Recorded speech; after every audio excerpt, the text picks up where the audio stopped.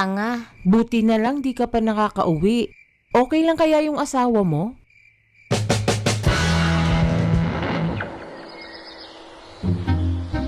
Nakarating na ako sa paanan ng bundok.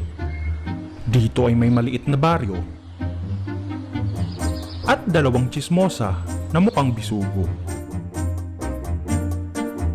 Hoy, alam mo ba si Lena? Buntis daw. Diyos ko, ke bata-bata na buntis agad. Hay nako, nagtaka ka pa. Kilala namang kerengkeng yan.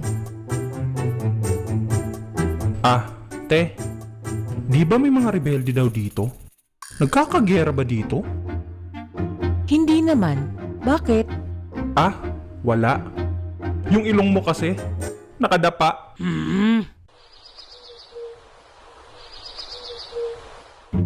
Tutuloy na sana ako nang biglang, Manong! piste. Anong manong? Mukha ba akong matanda? Naku, pasensya na ho. Mukha ho kasi kayong Manong eh. Di ba kay si Kabenjo? O bakit? Ako nga pala si Rigor. Rigor? Di ba kayo nakapatay sa manananggal? Hoy! Masamang magbintang Itinali ko lang yung manananggal. Bubuhayin ko naman yun eh. Kaso lang, nakatulog ako. Kasalanan ng araw yung... Ganun ba? Ano kasi? Tuwing gabi, may umaaligid sa aming aswang. Yung asawa ko kasi buntis. Tulungan mo naman kami Let me guess. Lena ba ang pangalan ng asawa mo? Teka, paano mo nalaman? Lena? Rigor? Ano to? Batang kwek-kwek? Matutulungan mo ba kami? Oo naman. Sa isang kondisyon. Ano yun? Pahiram ng damit. Okay, yun lang naman pala eh. Tsaka brief.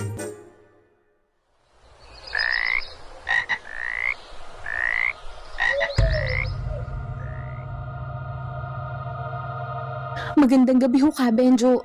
Maraming salamat naman na tutulungan niyo kami. Huwag kang mag-alala, Iha. Ang importante, yung mahalaga.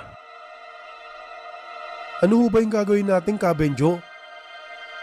Maghihintay tayo na dumapo siya sa bubong. Kapag nandyan na siya, bahala na kayo dun. Ang labo naman noon. Joke lang.